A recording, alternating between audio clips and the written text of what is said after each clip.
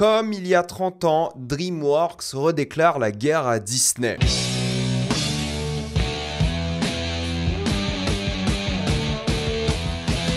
Dragon. Comme d'habitude, jusqu'à la minute indiquée dans le titre de la vidéo, il n'y aura pas de spoilers, soyez vous êtes tranquille, après on va tout spoiler. Dragon raconte l'histoire d'un jeune homme dans un village viking nommé Burke qui est destiné à tuer des dragons. Sauf que lui ne le souhaite pas. Et c'est par hasard qu'il va se lier d'amitié avec un dragon et il va devoir empêcher tous les autres vikings de continuer la chasse de cette créature. Avant de commencer cette vidéo, j'aimerais remercier le partenaire officiel de celle-ci, CyberGhostVPN et ses 38 millions d'utilisateurs et presque 5 sur 5 sur Trustpilot. Vous les connaissez, c'est le meilleur moyen de soutenir la chaîne et c'est un service utile que j'utilise tous les jours. Je vous mettrai dans la description, alcantaré épinglé, des sites internet qui vous disent dans quel pays se situe le film que vous voulez regarder. Ensuite, vous changez Canada, États-Unis, Royaume-Uni, Belgique, Suisse, Italie, peu importe, vous allez avoir la VESTFR et même la VEF dans certains cas. Quelques exemples sur Netflix, vous allez avoir Je suis toujours là, Paddington au Pérou ou La chambre d'à côté. Sur Disney+,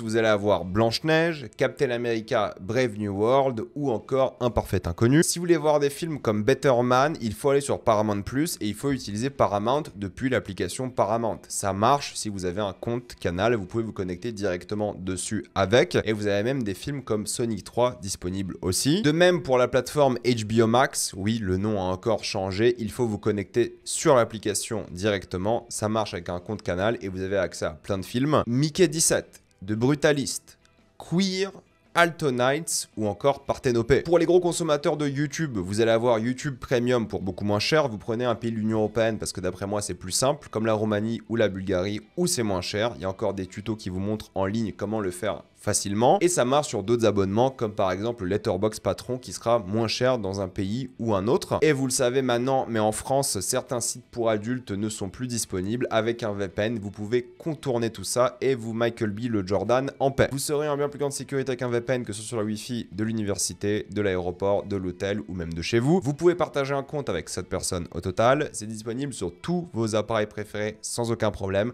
Tout le monde peut le faire en quelques clics, c'est vraiment simple. Vous pouvez essayer par vous-même car vous êtes satisfait ou remboursé sous 45 jours et vous avez une assistance technique en français 24h7. Utilisez le lien dans la description, alcantaré épinglé, afin de vous abonner à CyberGhostVPN et bénéficier de 83% de réduction plus 4 mois gratuits. Foncez sur l'offre. Ce n'était pas du tout une exagération lorsque j'avais dit en début de vidéo que DreamWorks s'attaquait de nouveau à Disney sur leur terrain, parce que rappelez-vous, j'avais fait une vidéo à l'époque, mais en gros DreamWorks a été créé pour concurrencer et rivaliser Disney. Et là, il faut un truc que Disney fait depuis maintenant plus d'une décennie, c'est faire des films live action et surtout des remakes de leurs propres films d'animation. Il faut savoir que DreamWorks, c'est leur premier vrai live action. Alors DreamWorks a déjà produit des films live action, mais c'est leur premier film en soi en tant que boîte de production, c'est leur projet live action qu'ils font et c'est aussi du coup un remake slash réadaptation de l'œuvre qu'ils ont sorti il y a plus d'une décennie aussi, Dragon. Et c'est vrai que c'est ça, c'est la mode de concurrencer maintenant Disney qui est un peu en perte de vitesse avec les remakes live action, même si là Lilo et Stitch cartonne, il va sûrement dépasser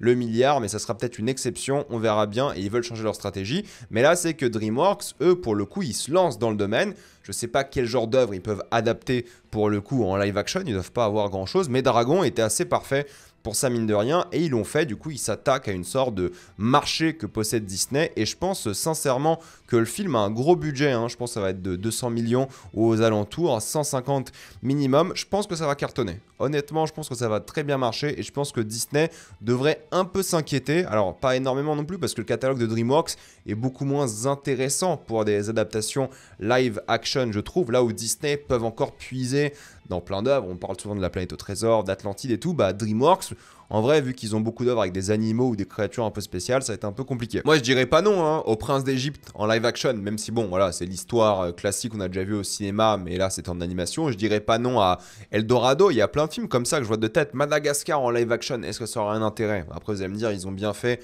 Le Roi Lion en live action. Kung Fu Panda en live action, en vrai, ils pourraient le faire, mais bon, c'est même délire que Le Roi Lion. Donc, c'est qu'ils ont pas beaucoup de licences qui seraient, d'après moi, adaptables en live action. Mais bon, on verra bien, ça dépend si ce film est un succès, et je pense qu'ils vont finir la trilogie trilogie en live, hein, c'est quasiment sûr. Je pense que ça va marcher, je pense qu'ils vont pour le coup tous les faire, mais il faut savoir que du coup ils ont repris les gens qui ont bossé dessus avec surtout le réalisateur Dean DeBlois ou DeBlois, du coup je ne sais pas, qui était le réalisateur du premier film de base. Il est revenu, on lui a dit un truc très simple et il avait dit à l'époque, lui pour le coup il a dit écoute, on va faire ce film, est-ce que tu veux le réaliser? Parce que sinon on va quand même le faire, donc soit avec toi ou sans toi, on va le faire. Et il a décidé de le faire. Il y avait pas mal de problèmes par rapport à pas mal de choses, vous savez, avec justement lui qui disait qu'en fait c'était pas du tout le même scénario, qu'ils avaient changé plein de choses, et quelques mois avant la sortie du film il a dit au fait on a quasiment rien changé et c'est quasiment la même chose, on va en parler dans quelques secondes. Mais bon, ils ont repris l'équipe de base. Il y a aussi John Powell, le compositeur de la trilogie, qui est de retour, même si honnêtement je sais pas s'il a composé quelque chose de nouveau parce que les choses les plus marquantes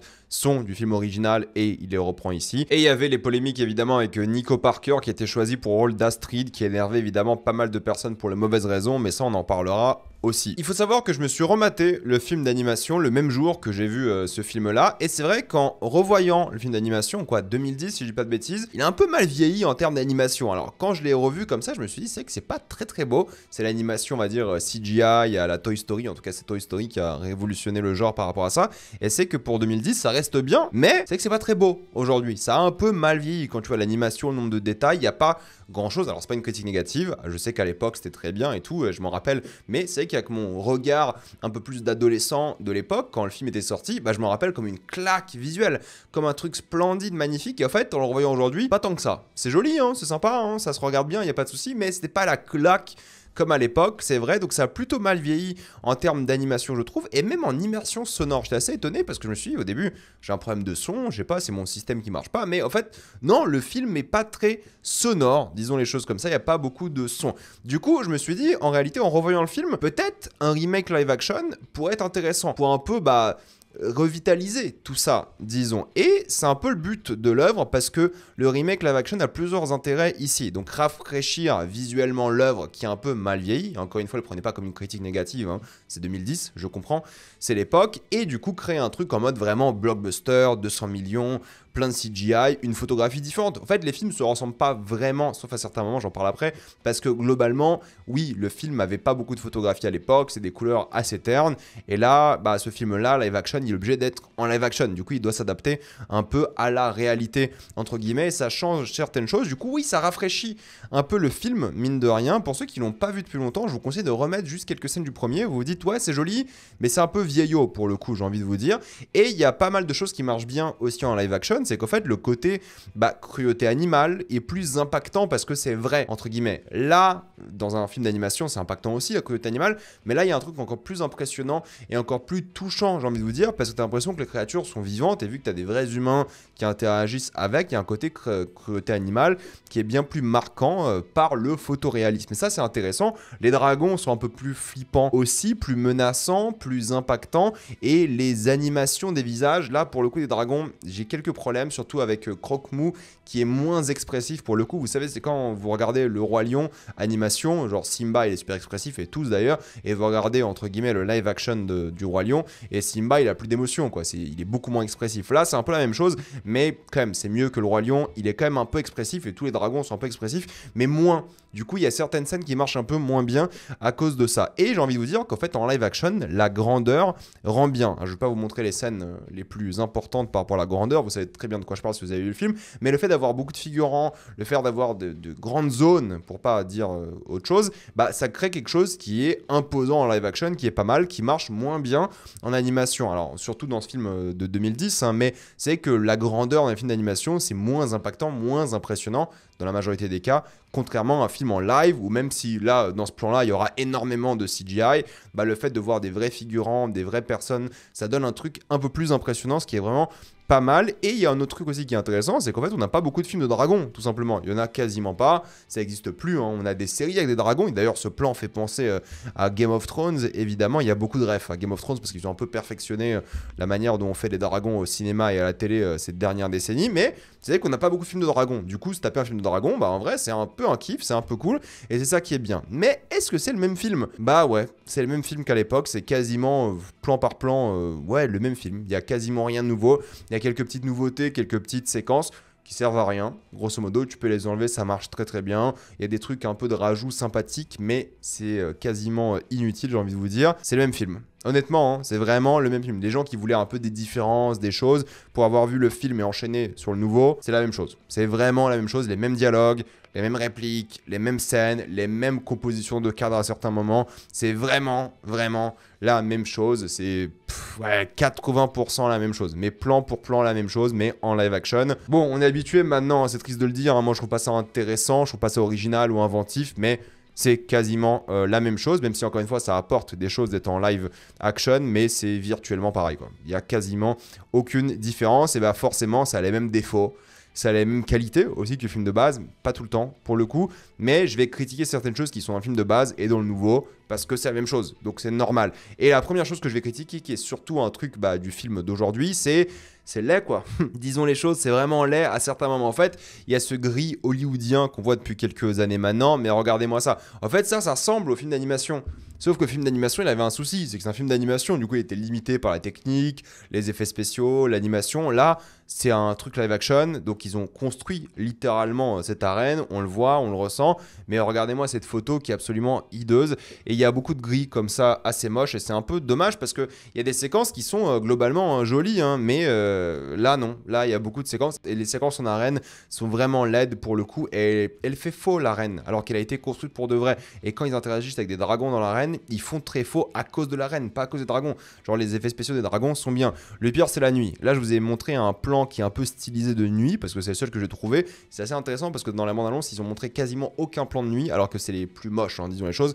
Mais en fait à Hollywood en ce moment, dans ce genre de film là, hein, c'est blockbuster au budget où ils s'en foutent un peu de faire un vrai bon film. Bon, en fait il n'y a pas d'éclairage de nuit. Du coup tu vois quasiment que dalle. C'est moche, c'est laid. Ils se sont peut-être un peu inspirés de Game of Thrones sur ça aussi. Mais là c'est un peu stylisé. Tu dis c'est cool parce qu'il y a un truc sur les nuages et tout, mais grosso modo de nuit c'est affreux. La scène d'introduction à Burke, pour ceux qui ont vu le film original, c'est immonde. Je me suis dit c'est pas possible, j'ai commencé le film, je me suis dit ça va être ça tout le film, ça va être horrible. C'est pas ça tout le film, et les contre-jours comme d'hab, c'est laid. Et là j'ai pris le plus beau contre-jour parce que j'ai pas trop d'autres plans de contre-jour. Ils étaient assez malins dans la bande-annonce, hein. Ils ont montré les choses les plus belles. Pour le coup dans la bande-annonce, pour aller chercher des images, il n'y a pas du tout les choses les plus moches. Là c'est l'un des meilleurs contre-jours parce qu'il n'est pas vraiment en contre-jour en plus ici, mais dans cette scène là je veux dire c'est l'un des meilleurs, et c'est affreux encore une fois, c'est vraiment laid. Je sais pas pourquoi ils font des contre-jours comme ça. Je sais pas c'est quoi cette mode à Hollywood de faire des nuits moches, de faire des contre-jours moches, de faire beaucoup de gris. C'est comme ça, voilà, c'est victime de cette mode à Hollywood. Si vous êtes habitué à cette mode d'Hollywood, ouais, tant mieux, hein, cool, ça passe. Mais moi, je suis pas du tout habitué, je m'habituerai jamais parce que je trouve ça dégueulasse. Et en termes de mise en scène, ouais, c'est champ contre champ. C'est tout. Il n'y a pas une idée, pas un mouvement de caméra, pas un truc intéressant. C'est champ contre champ, ça envoie et puis basta. Donc il n'y a pas grand chose, hein. C'est vraiment un travail de yes man, mine de rien, t'as l'impression. Et c'est dommage parce que parfois tu dis ok, la caméra fait rien, mais genre vraiment rien du tout, hein. C'est champ contre champ, parfois un plan large pour montrer un peu le décor, mais basta. Et tu dis ok, peut-être les acteurs vont avoir une sorte de physicalité, vont interagir. Et tu dis ok, Gerard Butler, vu que c'est lui le roi des Vikings, ici le chef, il va peut-être un peu interagir, il va peut-être être un peu plus physique. Et t'as des séquences où il est un peu physique avec son fils, tu sais, ils bavardent, ils ont quelques moments de dialogue et d'émotion entre eux, et ils jouent un peu avec lui, tu vois, physiquement. Mais c'est rare, quoi. Et il y a un monde, quand même, de vikings qui sont un peu des brutes, des barbares. Enfin, ils sont montrés comme ça dans le film, mais on le voit jamais. Parce qu'en fait, à chaque fois qu'ils se parlent, ils sont comme ça. Ils se parlent, et puis basta. Ils bougent pas leurs mains, ils font rien. Ils sont vraiment vides, je trouve, d'émotion, de physicalité. C'est dommage parce que ça aurait été cool d'avoir un monde plus vivant par rapport à ça, et c'est pas du tout le cas. En animation, en vrai, ça passe un petit peu. Mais là, ça passe pas du tout. T'as l'impression d'être face à des mannequins. C'est un peu dommage, et c'est un peu du gâchis parce que les seuls petits moments où il y a un peu de ça, que ce soit avec lui ou les amis, justement, Harold, ça marche bien. Pour le coup, ça donne un peu une sorte de vie dans cette caméra qui est un peu vide de sens et de mouvement et de composition, donc c'est un peu dommage. Et ils utilisent non plus jamais les décors, hein. Alors c'est ce que j'ai envie de vous montrer, c'est qu'en fait c'est le typique film hollywoodien, c'est les décors très ronds, voilà, c'est toujours la même chose, des décors très ronds. On se croirait dans, vous savez, The Mandalorian avec le volume. Quasiment tous les décors de cette œuvre sont ronds, c'est assez déstabilisant. La place du village c'est un rond, l'arène c'est un rond, la scène avec Croque-Mou, c'est une sorte de truc autour d'un lac, c'est un rond, mais c'est filmé autour d'un rond, comme s'il y avait ce fameux volume, donc c'est assez déstabilisant. Et ils utilisent jamais les décors, mais genre marche vraiment jamais. Pas la reine, les objets de la reine, pas, je sais pas, le village. T'aurais pu être un peu dans le village, tu sais, qui joue avec, je sais pas, le poisson, la pêche, avec des objets, je sais pas, le fait de forger des trucs. Non, il joue quasiment jamais avec le décor. Ça fait très téléfilm à certains moments et c'est un peu dommage. Et le pire, c'est que oui, ça c'est des décors et tout qu'ils ont construit, mais lorsque c'est filmé en extérieur, bah c'est bien, c'est pas mal du tout même, j'ai envie de vous dire, c'est assez joli. Là on ressent, je crois que ça a été filmé en Irlande du Nord ou en tout cas sur les îles britanniques de manière générale, soit en Écosse, île de Féroé, des choses comme ça, mais grosso modo, c'est bien en extérieur. Il y a la lumière naturelle, ça rend bien, ça rend vivant. Et c'est là que je me suis posé la question, je me suis dit, mais en fait, pourquoi est-ce qu'ils n'ont pas construit une sorte de mini-village Burke dans, je sais pas, dans un pays comme la Norvège, comme l'Irlande, comme l'Écosse, un pays nordique, disons, ou d'Europe du Nord de manière générale, et juste faire un petit village, rendre ce village vivant, créer un vrai studio. Je sais c'est quoi la raison, ça coûte cher, et en plus de ça, ils aiment bien contrôler leurs environnements de tournage. Mais en vrai, s'ils tournaient plus dehors, dans des vraies forêts, dans des vraies plages comme ça, ou falaises et autres, bah incroyable, en réalité ça aurait été top, enfin incroyable, ça aurait été la moindre des choses, j'ai envie de vous dire, pour un film, mais non, c'est majoritairement filmé dans des décors un peu pourris. Quand c'est dehors, c'est bien. Là, cette séquence-là, bah en fait, on sent que c'est authentique, on sent que c'est vrai, parce que c'est peut-être du vrai vent sur ce gazon, même si c'est pas du vrai vent, on s'en fout, on sent le truc, on sent la profondeur du cadre et tout. C'est rare que ça arrive, c'est un peu dommage et c'est triste parce qu'ils ont filmé dans des endroits où ils auraient pu carrément être dans l'ambiance viking, l'ambiance nordique et ils l'ont pas du tout fait. Et je suis assez déçu parce qu'en fait, le reste, tout fait faux quoi, ou presque. Hein. J'ai envie de vous dire, j'ai l'impression de regarder un gros téléfilm à haut budget. Les costumes, ça va encore pour le coup. Gerard Butler, il incarne bien son personnage, mais grosso modo, vu qu'il y a genre 2-3 décors dans tout le film, tout fait faux ou presque et ça fait un peu dommage pour moi, honnêtement. Et dommage qu'il n'y ait pas plus d'intérieur aussi, parce qu'en vrai, l'intérieur, c'est pas mal, pour le coup. En intérieur, bah forcément, ils ont reconstruit des endroits vikings, ils ont reconstruit plein de trucs, mais ils sont jamais ou quasiment jamais dans l'intérieur, souvent dans l'arène, souvent dans la forêt, qui sont pas des décors incroyable et bah forcément c'est un peu décevant. Donc Burke pour moi c'est un vrai ratage et les séquences qui sont vraiment bien bah c'est les séquences full CGI où pour le coup là bah tu sens que c'est l'équipe d'effets spéciaux qui était inspirée, qui avait des idées et c'est pas mal du tout, mais c'est dommage que ce soit que ça les séquences un peu inspirées, même si là aussi encore une fois bah ça pompe clairement le film d'animation, donc forcément par rapport à ça on peut et même doit être déçu parce qu'on s'attend à un peu mieux quoi, normal. Et c'est vrai que bah concernant les personnages et les acteurs, bon, l'acteur principal, je dirais qu'il fait un peu le taf. On l'a vu dans Black Phone surtout, il fait le taf, ça va, c'est pas grandiose, c'est pas mauvais, il fait le taf. Les autres, j'ai des choses à leur dire. Alors, c'est que Gerard Butler, il fait le taf aussi, il reprend le rôle qu'il avait du coup dans le film d'animation, c'est lui qui faisait la voix à l'époque, il reprend le rôle, il a la physicalité, c'est le bon acteur pour le rôle pour le coup. Là, il n'y a aucun problème, il n'y a rien à dire. La relation entre lui et son fils Hiccup est vraiment le centre émotionnel de l'œuvre. Ils font pas mal de choses qui marchent bien par rapport à ça, pas mal de séquences qui sont reprises mot pour mot du film d'animation, mais en vrai ça marche bien en live, même si en termes de mise en scène c'est pas très intéressant. Il y a des trucs qui marchent mieux en live, par exemple le fait d'avoir, vous savez, la protection de poitrine de sa femme sur la tête. Le fait d'avoir ça, bah, c'est beaucoup plus drôle en live action parce que tu essaies d'imaginer la taille de l'armure que portait la femme et c'est un peu rigolo quoi. Donc il y a des trucs un peu comme ça qui marchent bien en live et Gerard Butler marche bien en live, il a une prestance, il est grand mais il joue pas assez de sa physicalité parce qu'on l'a pas laissé jouer je pense et c'est un peu dommage parce qu'il vole un peu le show même si bon il n'y a pas grand chose à voler malheureusement et je trouve qu'en fait bah, la relation avec du coup Toothless, Croque-Mou si je dis pas de bêtises en français et Hiccup est pas mal, mais encore une fois c'est la même chose, c'est littéralement plan pour plan la relation avec le film d'animation, donc ça change pas grand chose, c'est littéralement la même chose. Et oui, c'est bien, c'est pas mal, l'intégration est bien faite, que ce soit les effets spéciaux, comment ils interagissent et tout, ouais, c'est cool, c'est les mêmes scènes, ça marche bien, c'est sympa, honnêtement. Voilà, et je vais pas vous dire c'est mauvais, c'était bien dans le film de base, c'est bien ici parce que c'est la même chose. Donc oui, les émotions de Croque-Mou sont moins visibles. Il y a une séquence où vous savez, il y a ce personnage-là qui dit que justement, il a ressenti la peur de Croque-Mou, et quand tu revois la scène en live, tu ressens pas du tout la peur parce qu'il a pas l'air d'avoir peur, et en animation, il a l'air d'avoir peur. Donc il y a des trucs un peu moins visibles comme ça, mais honnêtement, ça passe, ça fait le taf parce que c'est la même chose, encore une fois. Et des trucs qui sont aussi ratés que dans le film de base, je trouve que les enfants, les autres, bah, sont ok dans le film d'animation parce que c'est un truc d'animation où tu peux être un peu des clowns à droite à gauche, comme ça, des comic relief. Là, t'as 4 clowns. Bon, en live action, ça passe un peu moins bien. Je trouve c'est un peu plus gênant, c'est un peu moins intéressant et c'est pas des personnages que t'aimes suivre, qui sont drôles, qui sont cool. Bon, voilà, ça passe, mais c'est moins fort et moins drôle que dans un film d'animation parce qu'en live, avoir 4 clowns, c'est moins efficace. je trouve. Et bah le pire truc pour moi, c'est avec Astrid. J'ai défendu Nico Parker par rapport à sa couleur de peau, par rapport à toutes ces choses-là, mais elle est nulle. Enfin, désolé de le dire, hein, mais elle craint. Je dis pas que c'est sa faute, hein, mais la direction d'actrice, l'alchimie, zéro avec le personnage principal, t'y crois pas du tout, c'est le néant absolu. C'est nul, pour le coup, que ce soit elle, je pense, ou juste le réalisateur qui ne savait pas la diriger. Il n'y a rien entre lui, enfin elle et du coup lui, Hiccup, Astrid et les deux, ça a zéro alchimie, il n'y a rien. C'est catastrophique quoi, enfin tu ressens pas du tout leur truc. Non, c'est vraiment mauvais je trouve, c'est assez gênant, c'est assez catastrophique de ce point de vue là, c'est carrément dommage. Voilà, c'est fait partie d'un de ces échecs du live. Alors je pense pas que dans le film d'animation c'était tellement mieux, mais là il n'y a rien quoi. Franchement c'est assez gênant à regarder, même je trouve. Encore une fois il y a des choses qui sont un peu meilleures, bah, les thématiques sur la cruauté animale, sur la nature marchent pas mal dans le live parce que bah oui le fait d'avoir des trucs entre guillemets qui sont vrais, bah tu t'y attaches un peu plus et en même temps la nature ils jouent un peu dessus mais pas trop, ils auraient dû jouer un peu plus sur la nature, vous savez la communion, la synergie entre les différentes espèces aurait été intéressant comme ils font aussi dans l'animation. Puis la musique c'est John Powell qui est de retour, bah, les séquences en musique sont géniales, la fameuse séquence Test Drive est superbe, c'est la meilleure séquence du film. Pour conclure, le film est sympathique, voilà, il y a 20 minutes de trop, ils auraient jamais dû ajouter les 20 minutes qu'il y a du coup pas dans le film de base. Ça fait le taf, c'est sympathique, c'est moche à certains moments, c'est ok à certains moments. Il y a quelques bons trucs par rapport au fait que c'est en live action. C'est sympa de voir un film de dragon en live parce qu'il n'y en a pas au cinéma. Mais c'est inutile, encore une fois. Si on critique Disney pour le remake inutile, moche, qui sert vraiment à rien, là c'est la même chose. C'est la même chose. C'est donc le genre de truc qu'on se tape chez Disney depuis des années et des décennies presque. Ça fait quoi, 15 ans qu'on se tape des remakes live un peu pourris, ou au moins 10 ans j'ai envie de vous dire.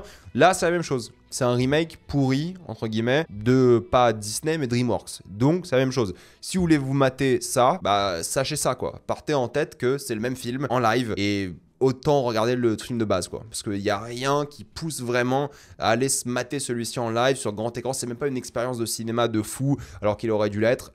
C'est ok sans plus, c'est passable, ça vaut pas le coup quoi. Moi je pense que ça vaut pas le coup. Après si vous adorez Dragon, si vous voulez vous mater ça en salle parce que pourquoi pas ça en live, pourquoi pas. Mais en fait c'est simple, si vous aimez les remakes live action de Disney, vous allez aimer les remakes live action de DreamWorks, en tout cas celui-ci. C'est juste ça, c'est tout ce qu'il y a à dire par rapport à ça. Mais je vais quand même faire une partie spoiler à partir de maintenant. Forcément, vu que c'est le même film, il n'y a pas grand chose à dire, soyons honnêtes, mais c'est vrai tout de même qu'il y a des choses qui ont été rajoutées. Je trouve que l'histoire avec le gamin qui est là, qui est avec son père, qui n'aime pas vraiment son enfant, ne sert à rien. On a déjà ça avec Hiccup. Ça sert à quoi de rajouter un truc avec un autre gamin qui n'est pas aimé par son père et on n'a jamais vraiment de conclusion à cet arc-là, entre guillemets. On le voit un peu à la fin et tout.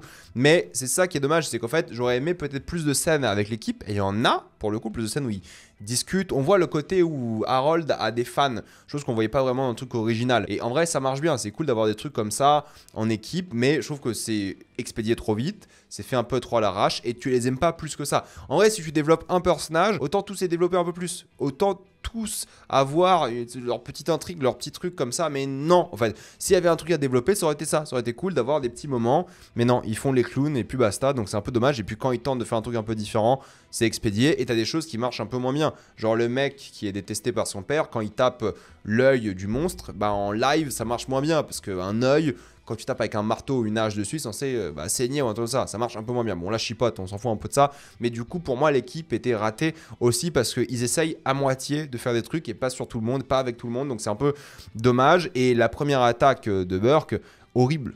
Je suis désolé de le dire, horrible, la scène est immonde, on voit que dalle, vous allez me dire ouais c'est la nuit, regardez des films d'il y a 10 ans, 15 ans, 20 ans, regardez les scènes de nuit, même dans les blockbusters de merde, hein, les scènes de nuit on voyait bien, il y avait une photo convenable, là on voit que dalle, c'est moche, les effets spéciaux, c'est pour cacher les effets spéciaux en fait, tout simplement, c'est aussi pour ça que les films sont gris, avec des nuages, des trucs, parce qu'en fait ils cachent les effets spéciaux, que ça coûte moins cher, donc oui, là la scène de Burke au début était atroce, on voyait que dalle, c'était mal filmé, on se repérait mal dans la géographie du truc, et en plus il lance plein de projectiles à droite à gauche, était complètement perdu. Non, c'est horrible, rien à dire. Après, il y a des bonnes choses. Le montage de l'arène où Hiccup apprend au fur et à mesure comment justement faire face à ces dragons sans leur faire du mal, il marche mieux dans le live parce qu'il y a un enchaînement dans le montage qui est sympa, tu as une vraie physicalité un petit peu par rapport à lui, ses fans, lui qui est de plus en plus entouré. Il y a un truc qui est plus pesant par rapport à lui et des gens qui commencent à l'aimer dans le live que dans l'animation. Donc ça en vrai c'est pas mal du tout. Mais il y a peu de scènes comme ça. Je veux dire oui, la scène de Test Drive, je sais pas si c'est un plan de cette fameuse scène pour le coup, mais elle est géniale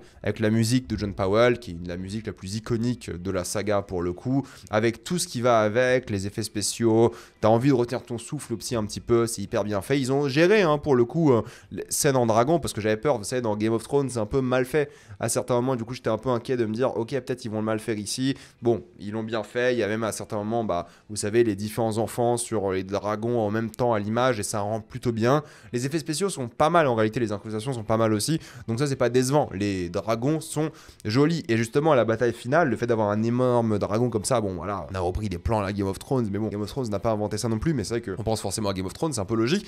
Oui, c'est pas mal, je trouve que ça donne un vrai poids à cette créature, elle est beaucoup plus lourde, beaucoup plus grande, tu sens qu'elle est lourde quand elle vole, quand elle marche, face à tous ces gens-là, ces acteurs et figurants, bah, quand elle les écrase, c'est impressionnant. En vrai, la créature est pas mal. Oui, c'est expédié, le climax, je trouve que comme dans le film d'animation, ça va trop vite, genre c'est 20 minutes et c'est fini. Ils auraient dû peut-être un peu plus développer, pas forcément la créature, mais passer un peu plus de temps dessus pour la montrer. Et c'est gris, en fait, c'est dommage parce qu'en fait, c'est une séquence où la créature aurait pu être hyper imposante, flippante. C'est gris, il y a de la brume, des nuages et tout, ils font exprès, voilà, c'est pour économiser.